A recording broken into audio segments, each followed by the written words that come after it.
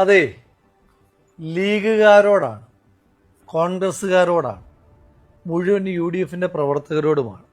നിങ്ങളാണിത് പ്രധാനമായിട്ടും കാണേണ്ടത്. ഇപ്പോൾ നമ്മളൊരു നന്മ ചെയ്തിട്ട് CPMകാർ ചെയ്യുന്നത് പോലെ അത് ലോകത്തെ മുഴുവൻ വിളിച്ചറിയിക്കണമെന്നൊന്നും ഞാൻ പറയുന്നില്ല. പക്ഷെ നമ്മൾ ചെയ്തൊരു കാര്യം അത് ചെയ്തില്ല എന്ന് പറയുമ്പോഴെങ്കിലും അതിൻ്റെ സത്യാവസ്ഥ ജനങ്ങളെ അറിയിക്കേണ്ടുന്ന ബാധ്യത നമുക്കെല്ലാവർക്കുമുണ്ട്. ഈ അടുത്ത കാലത്ത് CPM സൈബറിടത്തിൽ പ്രചരിപ്പിച്ച ഒരു പ്രധാനപ്പെട്ട തമാശയുണ്ട്. വയനാട്ടിൽ ദുരന്തമുണ്ടായതിനു ശേഷം വീടുകൾ എത്തിയില്ലെങ്കിൽ എന്താ, പ്രിയങ്ക ഗാന്ധിയുടെ കലണ്ടർ എത്തിയല്ലോ എന്ന്. ഈ വയനാട്ടിലെ വീടുകളുമായി ബന്ധപ്പെട്ട് ഏറ്റവും ആധികാരികമായി സംസാരിക്കാൻ കഴിയുന്ന നമുക്കാണ്. നിങ്ങൾക്കൊരു കാര്യം അറിയൂ, രാഹുൽ ഗാന്ധി വയനാടിൻ്റെ MP ആയതിനു ശേഷം, കൃത്യമായി പറഞ്ഞാൽ ഒരു 2022 ശേഷം വയനാട്ടിൽ രാഹുൽ ഗാന്ധിയുടേതായ ഒരു പദ്ധതിയുണ്ട്. കൈത്താങ് എന്നാണ് ആ പദ്ധതിയുടെ പേര്. ആ പദ്ധതിയിലൂടെ മാത്രം ഇന്നുവരെ ഏതാണ്ട് 94 മനുഷ്യന്മാർക്കാണ് വീടുകൾ നിർമ്മിച്ച് നൽകി കൈമാറിയിരിക്കുന്നത്. അവിടെ എല്ലാം മനുഷ്യന്മാർ താമസിക്കുന്നുണ്ട്, സർക്കാരിൻ്റെ വീടുകൾ പോലെയല്ല. നിങ്ങളിൽ എത്ര പേർക്ക് ഈ 94 വീടുകൾ നൽകിയ കൈത്താങ് പദ്ധതിയെപ്പറ്റി അറിയാം? ഞാൻ തന്നെ ഈ കഴിഞ്ഞ ദിവസമാണ് രാഹുൽ ഗാന്ധിയുടെ ഓഫീസിൽ നിന്ന് ഇത് മനസ്സിലാക്കുന്നത്. ഞാൻ ആ ബെനിഫിഷ്യറീസിന് ലിസ്റ്റ് എടുത്തപ്പോൾ അതിനകത്ത് എനിക്ക് ശ്രദ്ധേയമായി തോന്നിയ ഒരു പേര് ഞാൻ കണ്ടു. ശ്രീ AK ബാലൻ മന്ത്രിയായിരിക്കുമ്പോൾ അദ്ദേഹം വയനാട്ടിലെത്തിയിട്ട് ഇന്ത്യക്ക് ആകെ അഭിമാനമായ വയനാട്ടിൽ നിന്നൊരു കായിക താരത്തോട് പറഞ്ഞു, നിനക്ക് ഞാൻ വീട് വെച്ച് നൽകാമെന്ന്. AK ബാലൻ അതങ്ങ് മറന്നുപോയി, പൊടി തട്ടി അങ്ങ് പോയി. പക്ഷേ രാഹുൽ ഗാന്ധി ഇതറിഞ്ഞിട്ട് അദ്ദേഹം വാക്കുമാറിയില്ല, വീട് വെച്ച് നൽകി. അതടക്കം വയനാട്ടിൽ കാട്ടാനാക്രമത്തിൽ കൊല്ലപ്പെട്ട ഒരു സാധു മനുഷ്യന്റെ കുടുംബത്തിന് വീട് വെച്ച് കൊടുത്തതടക്കമാണ് ഈ 94 വീടുകൾ. ഇനി ദുരന്തത്തിന് ശേഷമുള്ള കാര്യങ്ങൾ മാത്രം പറയാം. ശ്രീമതി പ്രിയങ്ക ഗാന്ധി എന്തു ചെയ്തു എന്നാണല്ലോ ചോദിക്കുന്നത്. മുണ്ടക്കൈ ചൂരൽമല പ്രദേശത്ത് ചെറിയ ചെറിയ കച്ചവടങ്ങളുമായി ജീവിച്ചിരുന്ന ഒരുപാട് മനുഷ്യന്മാരുണ്ട്. അവരെ ഈ സർക്കാർ മൈൻഡ് ചെയ്തിട്ടേ ഇല്ല. അങ്ങനെയുള്ള 40 മനുഷ്യന്മാരെ ലിസ്റ്റ് ചെയ്ത് അവർക്ക് ഓരോരുത്തർക്കും 5 ലക്ഷം രൂപ വീതം ശ്രീമതി പ്രിയങ്ക ഗാന്ധി കൊടുത്തു. അങ്ങനെ നോക്കുമ്പോൾ ആകെ 2 കോടി രൂപയാണ് വയനാട്ടിൽ മുണ്ടക്കൈയിൽ ചെറിയ ചെറിയ കച്ചവട സ്ഥാപനങ്ങളുമായിരുന്ന മനുഷ്യന്മാർക്ക് ഇതിനോടകം ശ്രീമതി പ്രിയങ്ക ഗാന്ധി കൊടുത്തത്.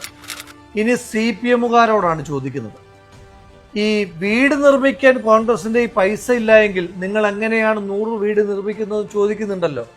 ആ CPMകാരോട് പറയുന്നു, 94 വീട് നിർമ്മിക്കാൻ രാഹുൽ ഗാന്ധി ഒരു മനുഷ്യന്റെ കയ്യിൽ നിന്നെങ്കിലും 1 രൂപയെങ്കിലും പിരിച്ചിട്ടുണ്ട്. ഈ 2 കോടി രൂപ അവിടുത്തെ ചെറിയ കച്ചവടക്കാർക്ക് കൊടുക്കാൻ ശ്രീമതി പ്രിയങ്ക ഗാന്ധി 1 രൂപയെങ്കിലും പിരിച്ചിട്ടുണ്ടോ? ലീഗ് 50 വീടുകൾ നിർമ്മിച്ച് കൈമാറിയതിനെ പറ്റി നിങ്ങൾ എത്ര പേര് സംസാരിക്കുന്നുണ്ട്?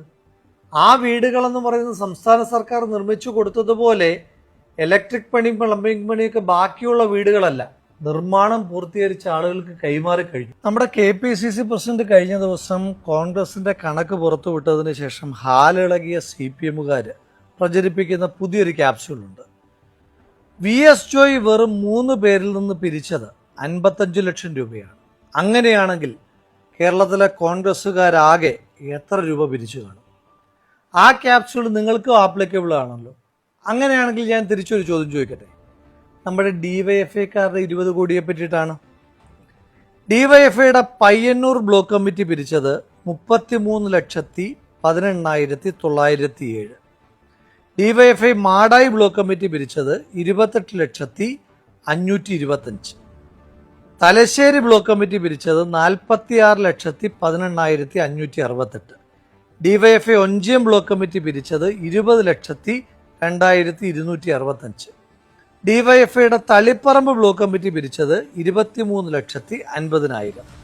DYFI നീലേശ്വരം ബ്ലോക്ക് കമ്മിറ്റി പിരിച്ചത് 30,300,000. അപ്പോൾ ഈ 6 കൂടെ കൂട്ടുമ്പോൾ 6 ബ്ലോക്ക് കമ്മിറ്റികൾ മാത്രം പിരിച്ച പണം കൂട്ടുമ്പോൾ ഏതാണ്ട് 1,80,90,565 രൂപ.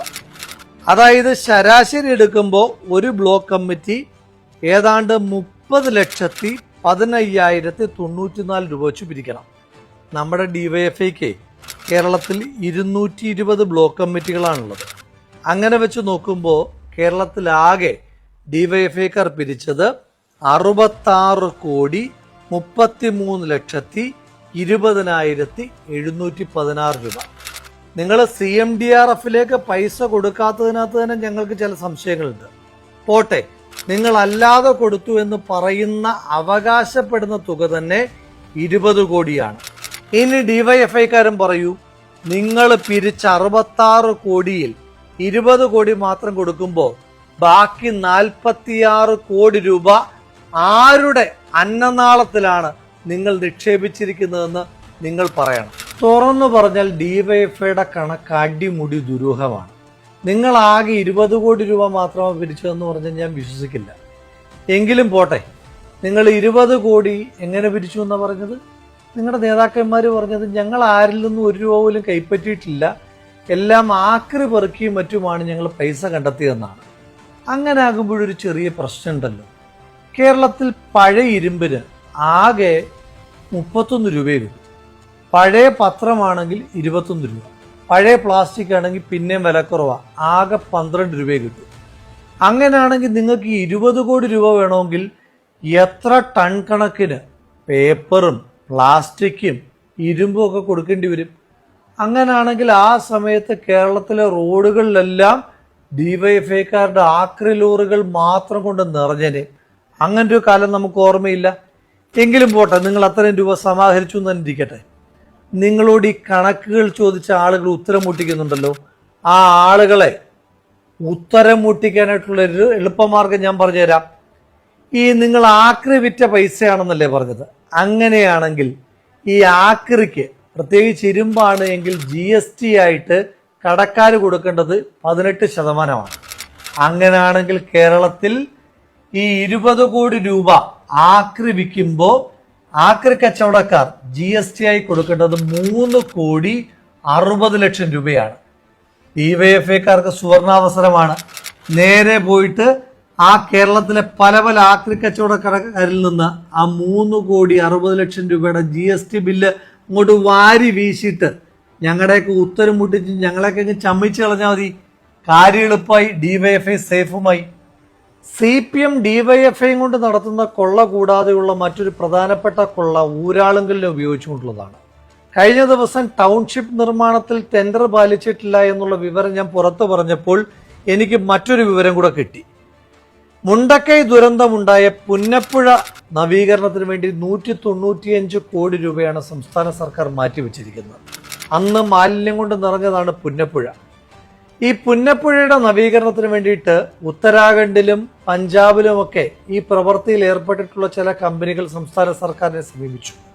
അവർക്കാർക്കും ടെൻഡർ കൊടുക്കാതെ, യാതൊരു വിധമായ ടെൻഡർ നടപടികളും പാലിക്കാതെ സംസ്ഥാന സർക്കാർ ഈ പുഴ നവീകരണത്തിന്റെ എഗ്രിമെന്റ് കൊടുത്തിരിക്കുന്നത് മറ്റാർക്കുമല്ല, ഊരാളുങ്കലിനാണ്. ഇതിനോടകം തന്നെ 50 കോടി രൂപ ഊരാളുങ്കലിന് സംസ്ഥാന സർക്കാർ കൈമാറുകയും ചെയ്തു. മനുഷ്യമാംസം വരെ അടിഞ്ഞ ആ പുഴയിൽ നിന്ന്, ആ മാംസത്തിൽ നിന്ന് പോലും പൈസ കൈയിട്ട് വാരുവാൻ വേണ്ടി ഊരാളുങ്കലിൽ ഉപയോഗിക്കുന്ന സംസ്ഥാന സർക്കാർ സത്യത്തിൽ അത് ഊരാളുങ്കലല്ല, പൈസ ഊരാനുള്ള സംസ്ഥാന സർക്കാരിന്റെ അങ്കിളാണ് ഊരാളുങ്കൽ എന്ന് ജനം തിരിച്ചറിയുകയാണ്. കുടുക്ക പൊട്ടിച്ച പണം മുതൽ ഓരോ ചില്ലിക്കാശും CMDRFിലേക്ക് മാത്രം നിക്ഷേപിക്കാനാണ് ആദ്യം മുതൽക്കേ സംസ്ഥാന സർക്കാർ പറയുന്നത്. അതുതന്നെയാണ് CPMഉം ഏറ്റുപറഞ്ഞത്. പിന്നെയും എന്തുകൊണ്ടാണ് CPMന്റെ യുവജന സംഘടനയായ ഡിവൈഎഫ്ഐ മാത്രം CMDRFിൽ പൈസ നിക്ഷേപിക്കാതെ മറ്റൊരു അക്കൗണ്ടിലാണ് പണമിട്ടതെന്ന് പറയുന്നത്? എന്തുകൊണ്ടാണ് ഡിവൈഎഫ്ഐക്ക് മാത്രം ഊരാളുങ്കലുമായി സെപ്പറേറ്റ് എഗ്രിമെന്റ് ഉള്ളത്? ഊരാളുങ്കലും CPMന്റേത്, ഡിവൈഎഫ്ഐയും CPMന്റേത്. 20 കോടി തന്നെ കൊടുത്ത കർണാടക സർക്കാരിനോട് CMDRFിലേക്ക് തന്നെ പണമിടാനാണ് പറഞ്ഞിരിക്കുന്നത്. അപ്പൊ ഇതിനകത്ത് അടിമുടി ദുരൂഹതയില്ല. ശവം തിന്നാൻ വരുന്ന കഴുകനേക്കാൾ ക്രൂര മനസ്സുമായി ഒരു പുഴയിലാകെ ഒഴുകി നടന്ന മനുഷ്യമാംസങ്ങളെ മറയാക്കി നിങ്ങൾ കൊയ്തുണ്ടാക്കിയ ആ കോടിക്കണക്കിന് രൂപയ്ക്ക് ഈ നാട് മറുപടി പറയിക്കും തീർച്ച. നിങ്ങൾ CPMന്റെ നേതാക്കന്മാർ ഉണ്ണുന്ന ഓരോ വറ്റ് ചോറിലും ആ സാധു മനുഷ്യന്മാരുടെ മാംസത്തിന്റെ ഗന്ധമുണ്ടായിരിക്കുമെന്നുള്ള ഓർമ്മ നിങ്ങൾക്ക് എല്ലാ കാലത്തും ഉണ്ടാകണം. ഈ 9-ന് ഈ കണക്ക് നാട് പറയിക്കുക തന്നെ ചെയ്യും. ഒരപകടമുണ്ടാകുമ്പോൾ ആശുപത്രിയിൽ കൊണ്ടുപോകുന്നതിന് പകരം അവയവം അടിച്ചു മാറ്റാമെന്ന മാനസികാവസ്ഥയിൽ നിന്ന് CPM-ന്റെ നേതാക്കന്മാർ മാറേണ്ടുന്ന കാലം കഴിഞ്ഞിരിക്കുന്നു. പറക്കമുറ്റാത്ത പിഞ്ചു കുഞ്ഞുങ്ങളുടേതടക്കം എത്ര മൃതശരീരങ്ങളാണ് മാംസകഷ്ണങ്ങളായി ചാലിയാർ പുഴയിലൂടെ ഒഴുകി നടന്നത്. ആ മാംസകഷ്ണങ്ങൾക്കാണ് ശവംതീനികളായ CPM-ന്റെ നേതാക്കന്മാർ വില പറഞ്ഞിരിക്കുന്നത്. CPM-ന്റെ ശവംതീനികളായ നേതാക്കന്മാരോട് ഓർമ്മപ്പെടുത്തുന്നു, ചാലിയാർ പുഴയാണ് സത്യം, ആ പുഴയിലൂടെ ഒഴുകിയ മനുഷ്യരാണ് സത്യം. ഈ നാട് നിങ്ങൾക്ക് മാപ്പ് തരില്ല ഒരു കാലത്തും.